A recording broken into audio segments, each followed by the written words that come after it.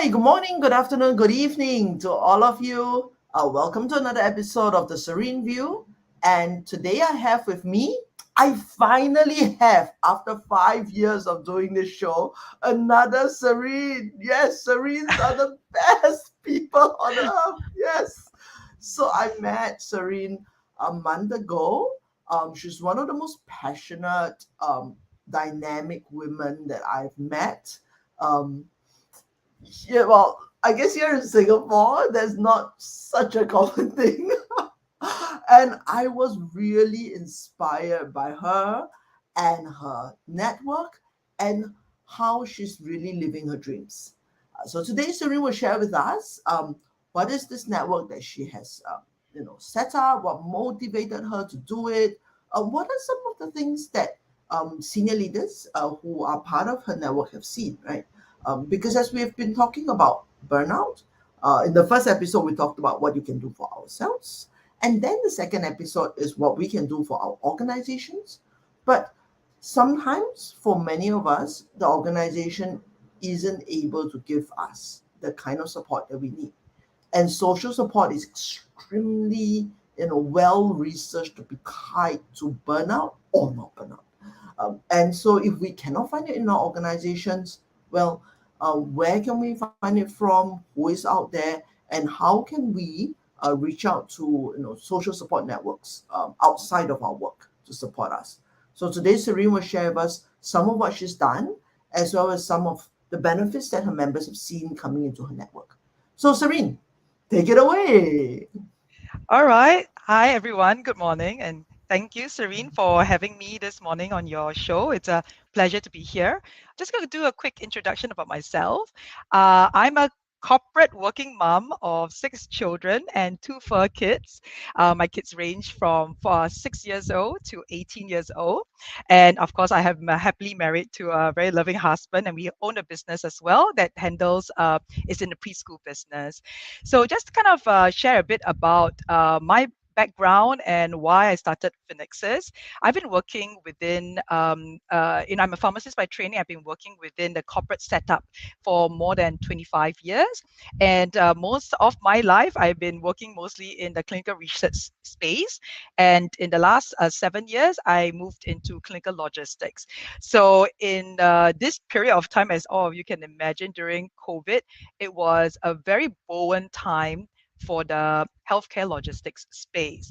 We were working very hard, day in, day out, 7 days a week sometimes, on working with the governments, the pharma companies, the distributors across different countries, on ensuring that the vaccines and the products that has been developed by the pharma companies get to the patients at the end of the value chain. And it has been very intensive for us, right? In my role, I take care of the P&L for the company in Asia Pacific, and also have a sales operations team in US, Europe, and Latin America, as well as Asia as well. So during this period, right, it has been a very intensive session for myself and my team, and we were working, pretty much most of our working day in Asia, and then in the evenings and nights would have to be, with our teams in Europe and in US as well. So it got to a point where, we, at least for myself, right, I was finding it even challenging to have dinners with my family, right? So in order to be able to capture our teams in the other parts of the world, many times, those calls are taking place at the dinner times in Asia. We started off trying to make sure that there is enough backups, right, that the teams are able to support some of these night calls, I would say. But as as the time goes by, and more of these countries and accounts and things get added on, I was finding it a bit challenging to be able to get teams to actually support every single call, right? So even as you replace some of these calls with a very capable team, others get added into the agenda and the calendar. So probably quite a number of you senior leaders out there might be able to appreciate this, especially those that work in the APAC region and time zone. So there are times that we work until like 10 or 11 o'clock. And at that point, you try to come down for sleep, right? And it becomes quite challenging because your mind is still very active. And I try to calm myself down, right, by doing short meditation sometimes or reading. So I do enjoy reading very much, right? Um, and that's how I get myself ready for a good night's sleep. One thing I also felt that I miss out on then is actually time with my children. At this point, of course, you can see I'm actually in my home setting, and it's early in the morning. And my kids are just getting ready for school.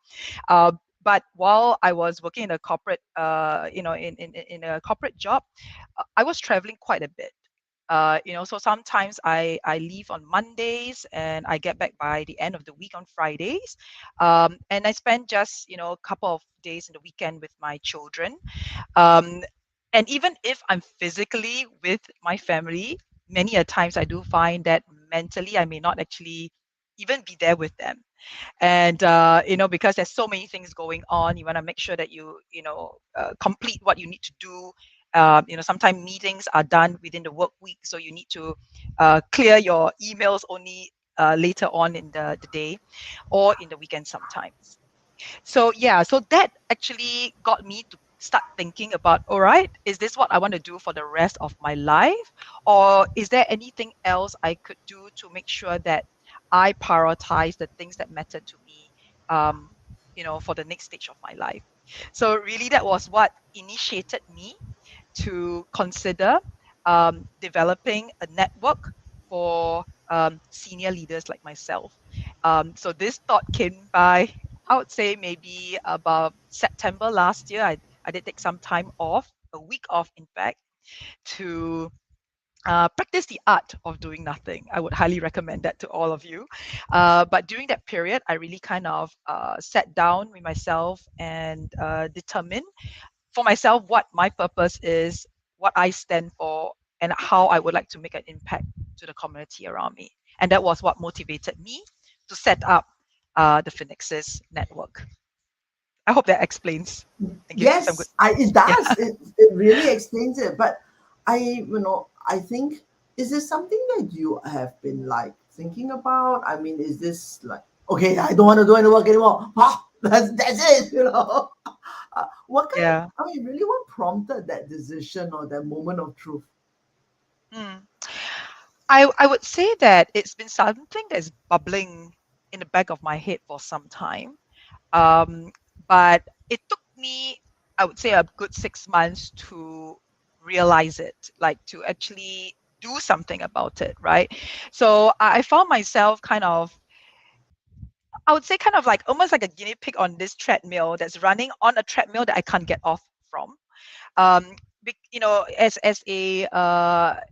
a very motivated and passionate employee of what I'm doing, I do enjoy healthcare, life science, and all that, right? And the work that I was doing within healthcare logistics was very meaningful and impacted very positively many patients that receive the medications that we deploy to them. However, I think at some point, right, if we are working for a business, right, at the end of the day, it's you have to really consider the profit margins. You look into the numbers, and there is no one business that say that, you know what, next year we'll have a lower target and lower margin. That's not possible, right? And so like I felt that every month, every year, we are in sales, right? So we need to make sure that we hit our numbers, we hit our targets, and that is kind of the driving force as well. And of course, you try to say, hey, I'm really doing this for the impact of the patients. But at the same time, you need to make sure that you are meeting the numbers as well. So that becomes like a very big part of the role that I was taking, especially in a sales leadership role, and of course as a senior management team um, for the region as well. That is something that we have to really be very much aware of. So I think once I completed the budget planning for 2023, I do realize that, okay, it's going to be another year of really being really aggressive, going out there, looking at how the markets are changing, and in Asia as we get out of the COVID era, and China starts to open up, we do anticipate a lot more action going on, right, from a logistics standpoint, healthcare standpoint, in this part of the region. And I was already not even getting enough sleep, I felt, for the last couple of years, right?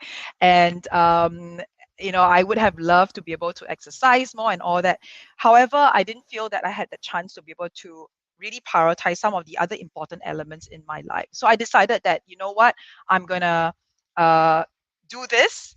And I gave myself till the end of the year last year to really come to this conclusion. And then yeah, so in first quarter of this year, in March, I stepped out of my corporate role and really went ahead with launching Phoenixes full time. And this is actually a network for the senior corporate women like myself who are passionate about women empowerment and leadership, nurturing the next generation of women leaders, and also interested in supporting the underprivileged women and children in the community. And I decided that, you know what, I'm going to just take the next couple of months off to spend time on myself, my health, my mental health, spend time with the friends around me, my family, my children, and do something that is fun, and really pursue my passions. This project for Phoenixes is my passion project. I I So that think that, it's that is really, really yes. something that I, yeah, started. No, I was gonna tell you that I really think that was so inspiring, right? Because I was just telling Serena, it's so relatable. I mean, how many of us, especially for us in our 40s, we have older parents who need healthcare, we have kids who need to be put to university, and we are kind of struggling with mortgage, with this, with a lot of loans, and we're kind of thinking, do I still want to do this for the next 20 years?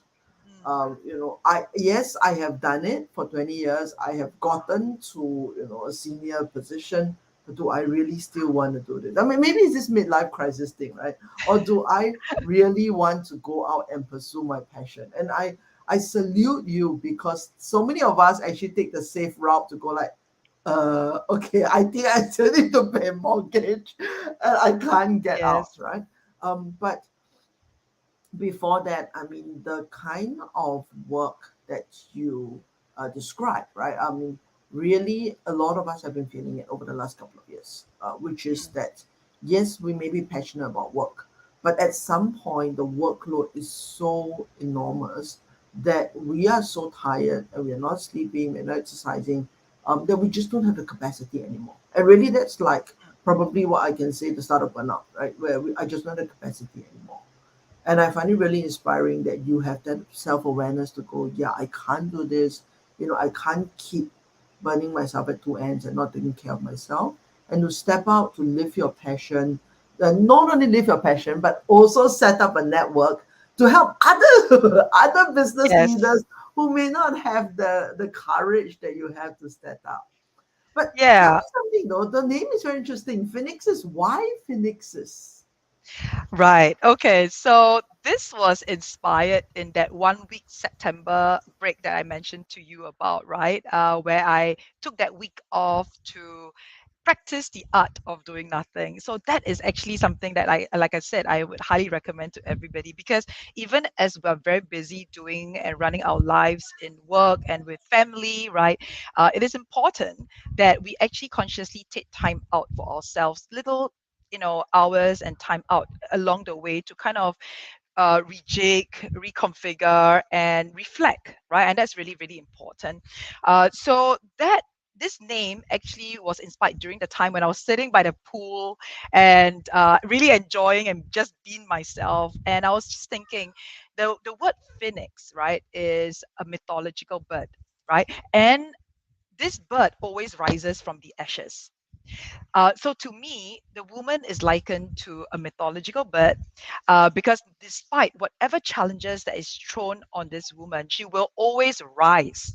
And my vision is to be able to gather a group of these very strong and empowered woman, so that we can rise and soar victorious and glorious into the sky. And the other word, nexus, Nexus, actually refers to a community.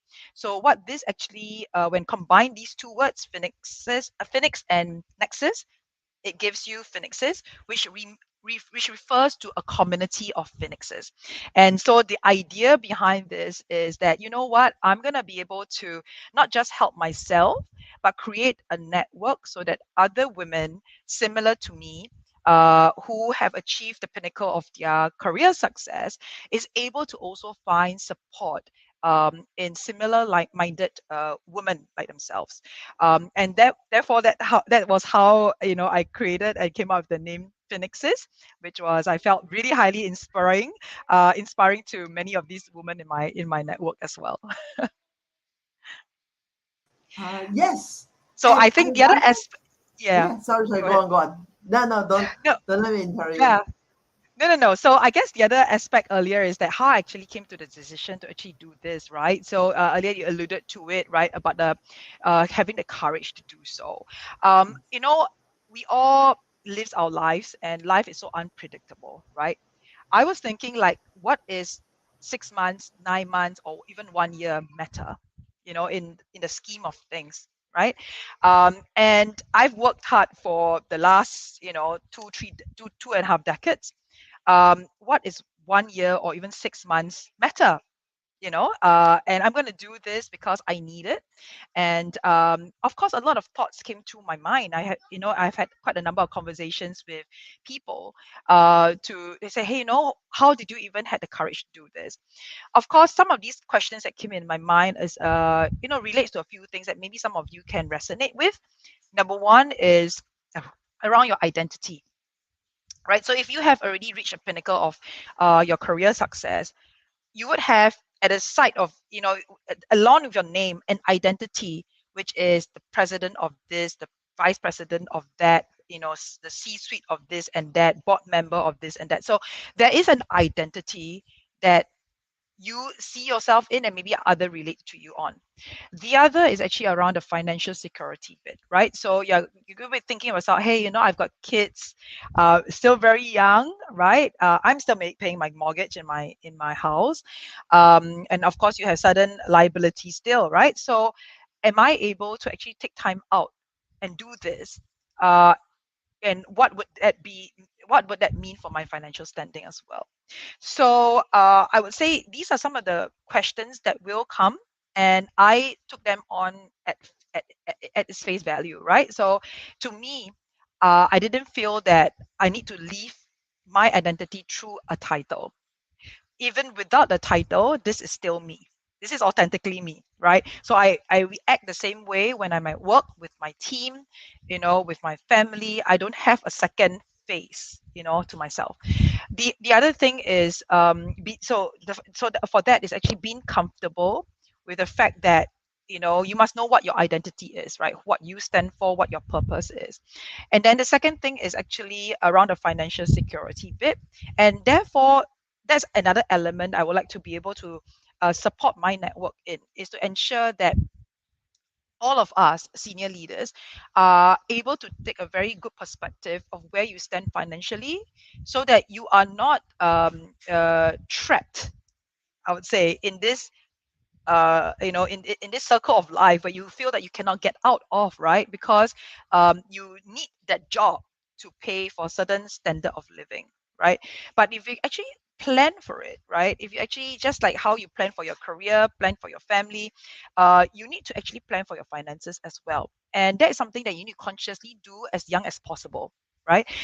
So that if anything happens, right, whether you lose your job, whether change management happens, whether you decide that you want to take time out for yourself, you are not so affected by the fact that you may have reduced salary or anything like that, because you've been planning for it.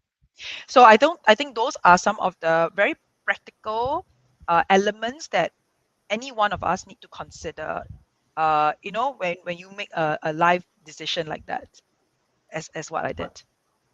I mean, I still salute you because I think for a lot of us, it's not so much that we cannot, but that we dare not, right? So I was just sharing with many friends who lost their job during COVID, and Yeah, they're like, I know I can survive a few years even without income, but the no income coming in and looking at my bank account going down is anxiety inducing and stressful for me, right? So yeah, it isn't even the reality, right? The reality is, I mean, for most senior leaders who have been working for the last 20, 30 years, they probably can afford to take off a year, right? But it's that, anxiety of, oh my goodness, will I get a job, when I get back, will this ruin my resume, will I be able to get as good a job, and there's all of that comes in. yeah. I'm sure you experience the same thing as well. So that's why, Well, I was like, yeah, so I think I would like to maybe provide a different perspective of that sure, as well, go. right? So, okay, the first thing is, of course, you see your bank account reducing and things like that. But that is where I mentioned earlier that it's important to also make sure that you've been planning financially to enable you to still get a source of income even without working. So I think that's something that a lot of the younger generation, I do feel that they are a bit more equipped now. At least I hear my children talking about it. Sometimes the school does give them some tidbits around that element. But that is something, even how small, right? That you actually ensure that you have a stream of income, whether it's through your investments, whether it's through dividends, whether it's through your rental at property, because you actually make time while you're pursuing your career to actually develop your financial security as well. I would say that I'm not an expert at it, right? So I'm still learning on it. And therefore, I'm going to use this period of time, the next couple of months, to also build up that element better in myself so that I'm not um, victim to a life that I may not want to go back into, Yes. right? I mean, so that you have a choice, you have control, and then that's really important of how you want to kind of run your life, right? So that I think is one perspective to kind of think about it. But the other one is that if I actually take a year off or a couple months off, does that make me look weaker on my resume? And I will beg to differ on that one. Even if you're a mom, staying home to take care of your kids, those skill sets, I feel that when I'm doing that, the skills that you actually learn to being a mom, for being a mom, managing the household expenses, dealing with the logistics and the schedules of your children, dealing with the the inevitable fights that will come out, right, with the children that is living with each other, so how you handle conflict resolution, negotiation techniques. I tell you, my teenagers negotiate very well, so you learn a lot of great techniques how to like negotiate on that front, right? Longer time on the phone, buying protein powder to get better physique, whatever. I mean, all sort of negotiations. So those are skill sets. You need to sell those skill sets, right? So even if you are a homemaker, you have skill sets to sell. And in fact, when I interview people, some of those that actually come back from, taking some time out to take care of the family, they are not any less than those people who have had an excellent resume behind them working from some other corporation. Because these days we are looking for skill sets beyond the technical knowledge or information, because information I can get it anywhere. I can Google, and there's ChatGPT. It's all sort True. of information sources, Yeah. but it's about how you can handle those soft skills. And even as a mom, you actually learn great soft skills. A lot So more. that's I mean, a I lot had. more, right? Yeah. And that's why I even tell myself, right, during this period, my new role is the chief family officer. I'm a CFO in my family, chief family officer. Yes. There's so Yes. much involved in there, to be able Yes. to get the family going. It's like almost running a company. Yes, it's true. Especially for yourself. I mean, 6 kids. I salute you. Yeah, Oh my it's goodness. a I have full one. FTE and more. I have one, and I'm like, oh, okay, never mind. So, I mean, tell me a little bit more about your members. I mean, getting together, we know that social support is very important. I mean, for many of us who are struggling with work overload, who are trying to like deal with things, not many of us can, like you, just like, okay, forget it. I'm not dealing this anymore and move out. So how has this social network been helping your members to cope? Hmm. So we started this network in March. So I stopped work on the 10th of March, and we had our very first soft launch on the 17th of March. So I remember that date very well because it's such a significant milestone for myself. And we during that session, we actually gathered maybe about 12 women leaders who are in similar situation in their careers, right? So they come from all sort of backgrounds, different industries, and so forth. Some are in the C-suite, some are founders of their own companies, and some are working, in senior management in their own respective MNCs, either managing regional or global teams, right? And one of the topics that we that we discussed at that particular session, right? We invited, of course, Serene to share a bit more about burnout in the corporate woman. And that was something that I felt resonated with me because I was at a juncture that, you know what, I think I really need to understand a bit more about this, and maybe I should talk to an expert who has been working in this space for some time. And lo and behold, when I suggested this to my, a couple of ladies in my network, they were like, "Yes, this is something that we would really love to discuss and know a bit more about because we are feeling sort of that as well, right?" So we gathered this group of people together. We had a good meal in a restaurant. We laughed, we talked, we shared our stories, and it was so phenomenal. Everybody enjoyed ourselves. It was that social connection and building that authentic relationship with the people at the table that make that difference, and the fact that everybody was very open in sharing. And what really struck me at the time is that so many of the ladies in that particular first session asked me, "Serene, when is the next session? When are we going to have the next gathering like that?" And I realized that, you know what? Perhaps this is something that can really impact and positively support many other women out there that may have this, that really need this social interaction and connection as well. And initially, I was like, this is my break. I'm gonna do this, maybe create this once in a quarter, every 3 months, right? But the interest in this network has been phenomenal in the last 1 month. We currently have about 70 to 80 people who have signed up already to be part of our network. This is actually a very closed door, closed session, intimate session. I don't really have more than 20 people in the room each time. And the intention is for everybody to expand their network, to get to know people from different industries, and really be able to look into giving back as well, right? So those areas that I mentioned earlier is really a network of empowerment and leadership amongst women, providing that support and then nurturing the next generation of leaders, right, that know how to lead well and authentically, but also looking into giving back together as a network to the women and underprivileged women and children who actually need it in the community, right? So it's a very clear vision of what we want to build up. And through this network so far, right, we have had several sessions after that already. Um, the women are able to come to these events, right, comes to these sessions together, build close connections, develop authentic relationships, establish their own personal core network, which is really important, right, beyond our work in the corporates, engage with other women trailblazers, right? Really motivating in that aspects, right? Because you talk to other really inspirational women who have done so much in their own lives as well, and you get a lot out of that as well, out of that learning.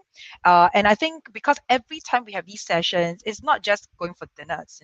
We have a core topic in place in those sessions, and those sessions actually start to inspire really thought-provoking conversations, right? So beyond that first session on looking to the burnout in the corporate woman, we held a subsequent one that was called Women in the Boardroom, right?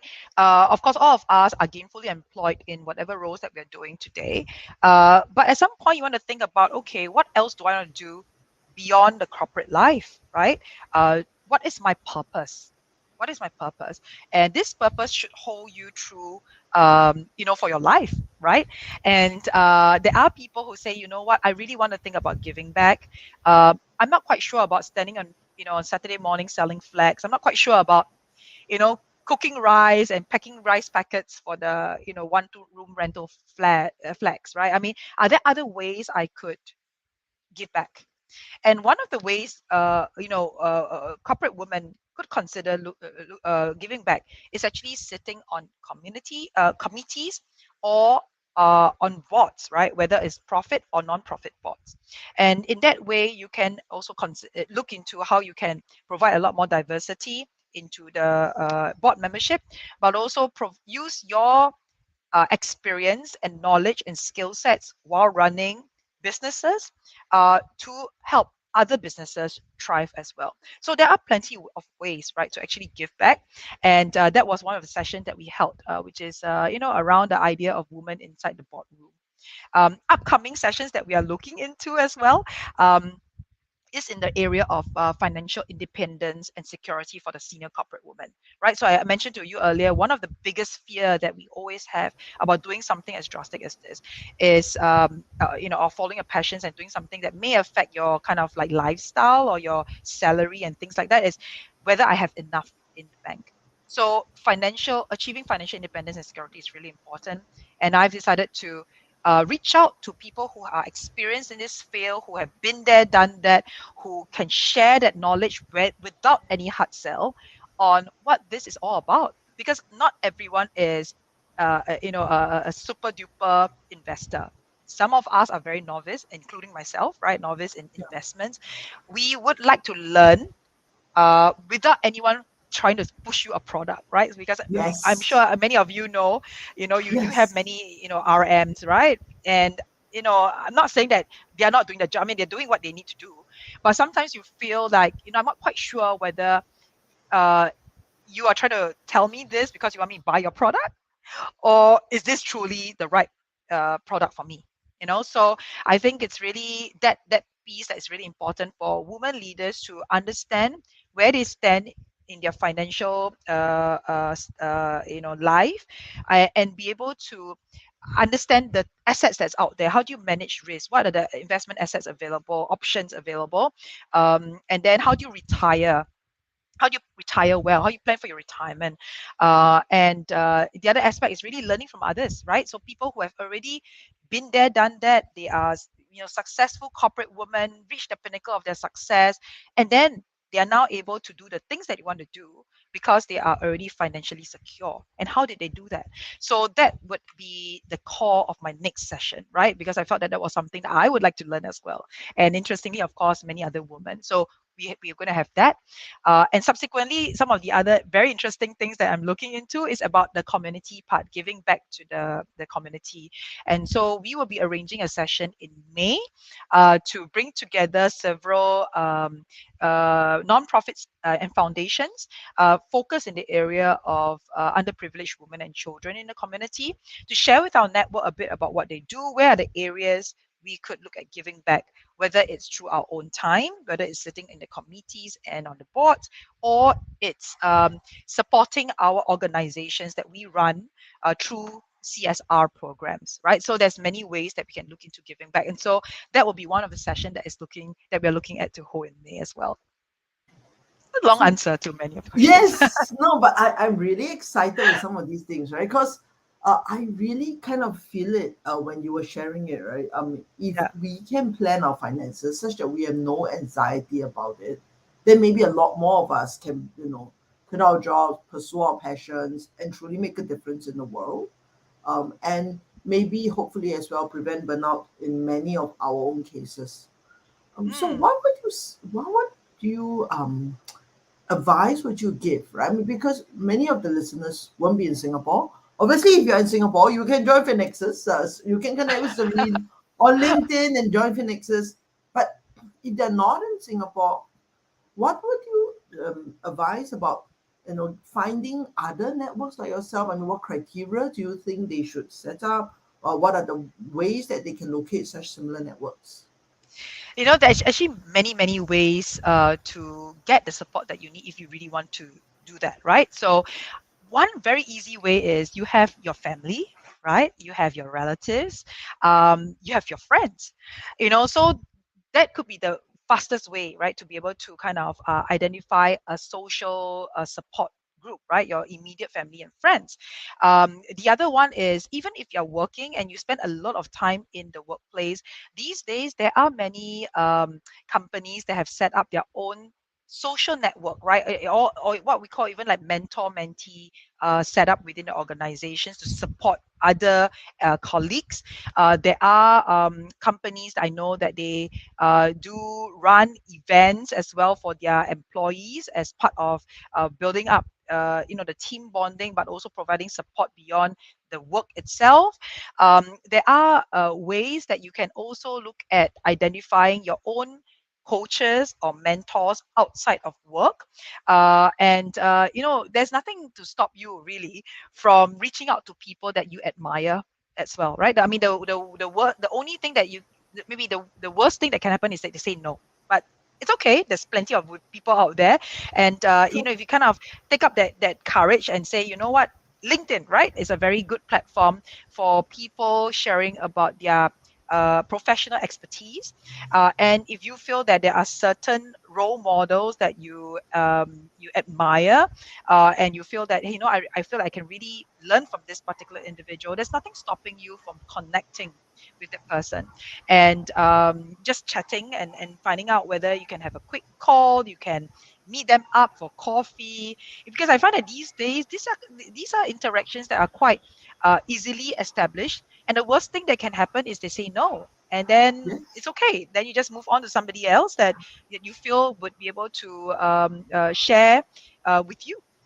And I think from my experience so far in the past 1 month, I must say that doing what I'm doing right now, which is talking to many different people about their passions in life, looking into areas that we can support each other, I found it that it's actually not that difficult to connect with people.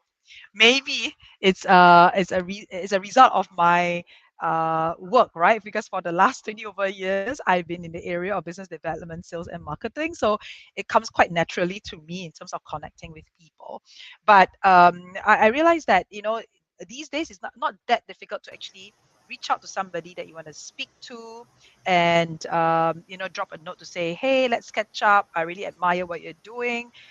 Can we catch up for coffee? Can we talk over the Zoom? So there are many ways to go about it. And then with the tools that's available now, the only thing that's actually stopping yourself is yourself. Yes. So Yes.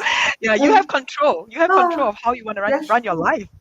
Yes. And I think for many of us, right, we do need that social connection, right? Especially if you are swamped over at work and you don't even have time to see your own family, for example.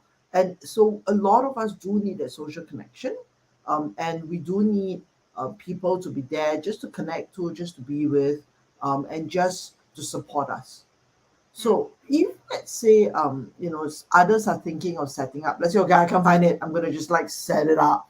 What advice do you have to anyone who might want to like set up a social support network for other leaders as well? I think it's very important to be very clear about what your vision is. Like, so if you're going to set up something, what is this setup about? What is the purpose of this network, and ideally it meets your own passions, right? Because you can only become authentically you to be able to infuse the vision into the network if you know exactly what you want, right? So is it just, okay, let's go for drinks every Friday and be be whatever, or is it like a certain segment, is it a particular area that you're going to be focusing on? What exactly is this network going to be about? I mean, there are plenty of networks, right? I know that I graduated from my EMBA with INSEAD, and they subsequently to graduating, you become an alumni, and there's plenty of interest groups. You could, and it's all set up on like Telegram or WhatsApp, and all these different communities that's out there. Every one of them is set up by people who are passionate about a particular area. So it could be on investment, it could be on biotech, and it could be on startups and entrepreneurship. It could be on just food and wine even, right? So or lunchtime interest group. So there's plenty of these interest groups even within this particular entity, right, within INSEAD, for example. And people just set it up, right? And then because that's something that they are passionate about. So I think it's really about understanding what you want, and then, it can be conveyed through the network that you like to set up, right? Because people can feel your passion, your love for it, and they're kind of drawn to it as a result of, what you stand for. Yes. So I agree with you. I think, like what you said, right? Knowing what you're passionate about, who you are, and what your Yeah. vision is very important. Because, like, for instance, I am perhaps not very much into, clothing. So to set up a network on clothing is quite there's no point, right? But like for Yes. yourself, to set up a network for women to support senior women leaders, that really is your passion. And I mean, I can feel it, right? And really, I think that is what's coming across. So those of you who are in Singapore, if you want to connect with Serene, she's available on LinkedIn. But also, I think as a last, I mean, kind of like we're coming to the top of the hour. One roundup. What are some of the lessons that you have learned, right? That you would really like other business leaders to know. Mm. Okay, so I would say some of these things that I've learned even while leading teams in companies and managing my household as a mother and wife and daughter, and also leading myself, right? Is that I need to be very clear that this is me. I'm authentically me. So whether it's authentic leadership at work, at home, and leading in yourself. I like I said, I don't actually have a different face, right? So sometimes, I once had this manager who mentioned to me that, you know what, Serene, you're too soft on this one. You need to be really hard and aggressive here and make your stand and like give your team what it's worth, right? And that sometimes means like shouting, screaming, right? And like, that's just not me. I can't do that, right? So there are different leadership styles, and I want to be the leader that I choose to be and how I feel I would like to be, right? Um, so the first thing is actually to be authentically me in whatever I'm doing at work or at home. So there isn't a separate face to what you see here and hear from today. The second thing is that knowing your values very well, right? And abide by your own kind of values. So to me, I am a Buddhist, and there are certain areas that I do believe in, right? I actually really appreciate living in the present moment. So that is actually one of the big teachings in Buddhism as well.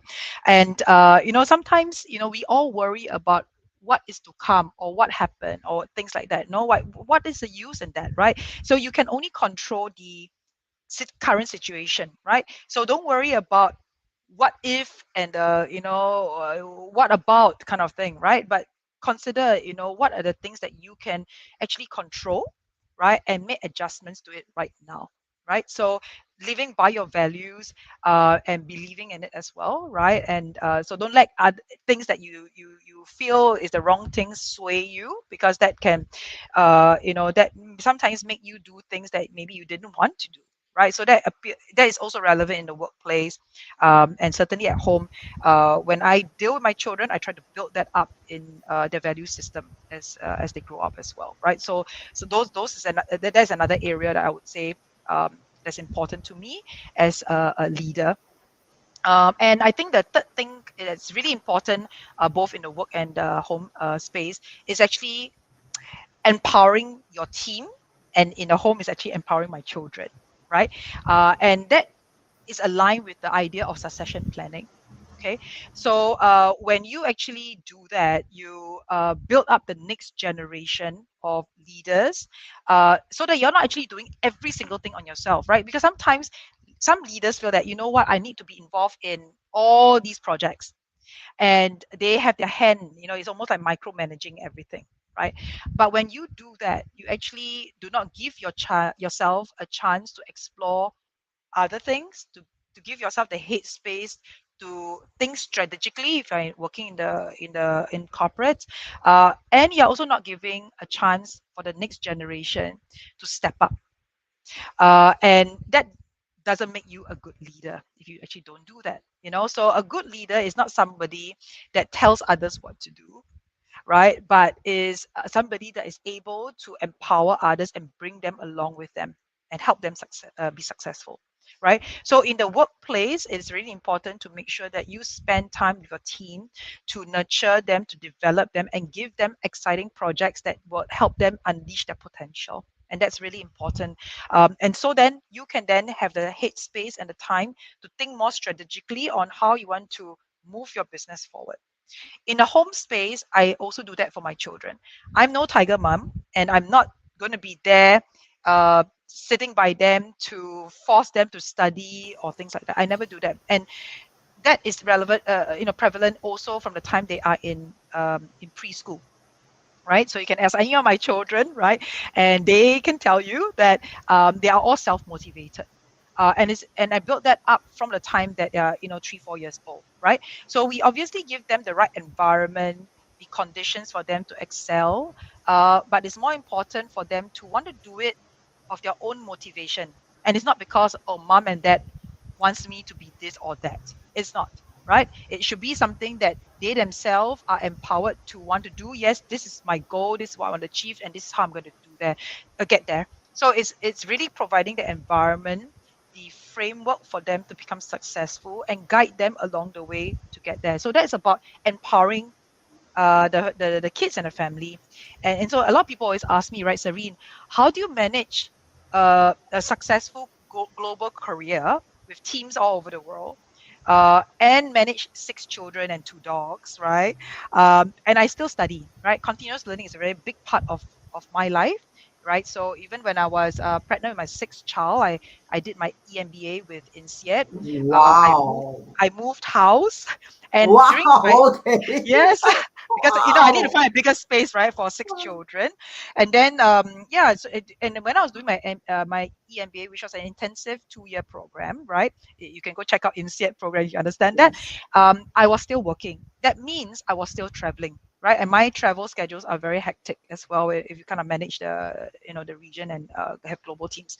So how do you do that? How do you have a work and your family and your own time out, self-care, as well as doing your studies, So, and now I'm still doing my study with Wharton. I'm doing a program with them now called Global CXO program.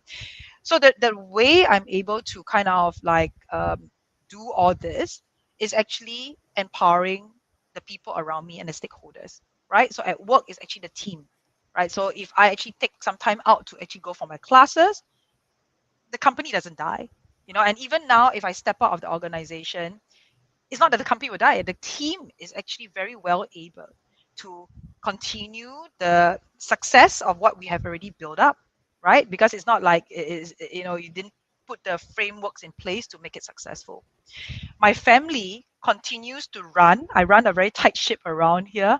They know exactly when to do what on which days, to enable the family to continue to run, even though I may not be here physically, right? And then for my personal time as well, I mean, I do structure my calendar so I know exactly when I'm going to have self-care. I did mention like every once, at least a couple of days every quarter, I will take time out for myself and actually my children as well.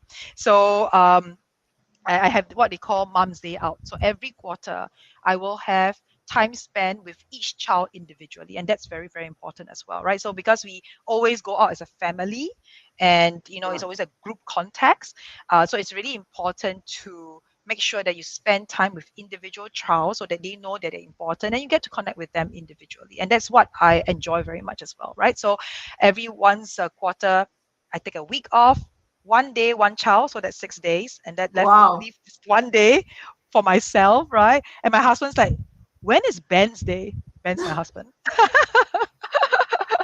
So I'll have to find another day for you, right? There's only 7 days in a week, but you make it happen, right? You know what I mean? So, Yes. and I also make conscious time to even spend time with my dogs. So when I'm around right now, right? So I go for walks with them in the morning. I spend about 45 minutes with the dogs, and at the same time I'm exercising, right? And the evenings as well, right? So spending quality time with my children, my family, my teens, on the one-on-one, on the team meetings, or family meals and things like that is really important.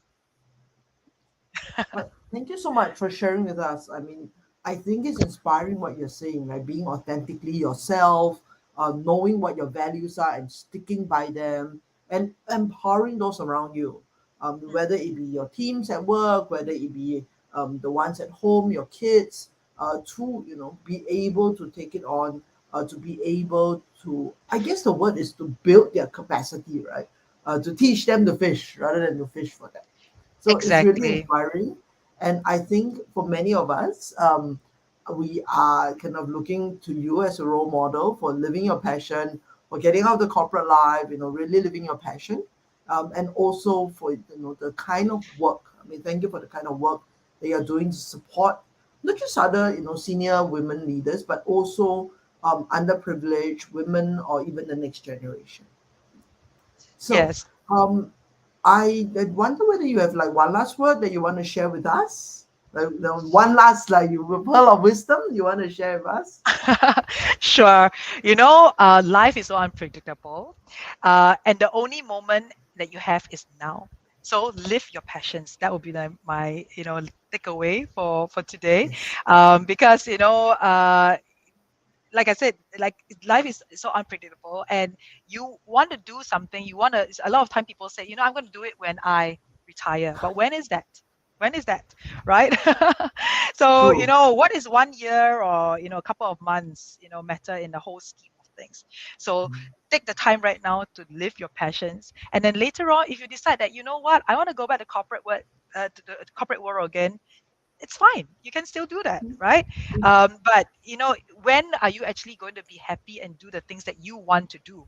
And Yes. ideally, if what you want to do is what you're already working in today, that's even more perfect, right? There's this book called Ikigai. Maybe you've heard it. Yes. But if you can actually live your passions and be able to make money out of it, and at the same time, it's your work, right? That is all in one. It's perfect. So you're already in that flow. Yeah. But if you maybe are not quite sure that what you're doing right now is your true passion and purpose in life, um, it's okay to actually take some time out to live the life that you want, and then go back to it again when you're fully refreshed, True. True. you're True. ready to take it on again. Yes. So life is not just one straight line. This is what you must do at this time. This is what you must do at Yes. 20 years old, 30 years old, 40 years old. You control your life, and you dictate how you want to live it. Yeah, Live your I passions. totally agree with you. And you know what? For those of you who are listening, you may find that your passion pays, right? I mean, I love being a coach. I love being a coach so much more than everything else, right? But when I started it, it was just kind of like, oh, I'll coach a couple of companies, a little people. And then eventually I realized, hey, you know, it's something that I can do for a living and that I really love. So I really hope that Phoenixes will become the thing that, like you say, your aching eye, right? Be the thing that not just is your passion that you're good at, but also the thing that pays you well. Yeah, So thank you I so mean that would be much. Yes, perfect. yes, correct. Thank you so much for coming on to this show. Thank you very much. And for those of you who have been with us throughout the show, thank you so much for listening to us as well. Um, the next one will be back to Thursday evening. Yes, no, Serena has 6 kids, so evenings are not possible for her. We'll be back to the yes Thursday evenings in APAC time, which means Thursday morning in US and Thursday afternoons in Europe. And I'm talking to a guy. So the first one we were talking really about ourselves, and then within the organization, now we're talking about the community. And I'm next in 2 weeks' time, on the 4th of May, I'm talking to a guy who not just looked at one organization, but looked at organizations in general.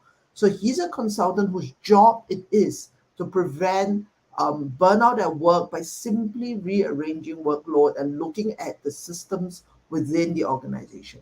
So I'm fascinated by his work, and I would really, I mean, I invited him on to share, and I really invite you guys to come along and bring your questions, bring your comments, if you have any. So thank you very much, and I'll see you in 2 weeks' time on the 4th of May. Bye bye. Thank Thank you, you. Bye Serene. Thank you so much. bye. Bye bye. Thank you. Bye.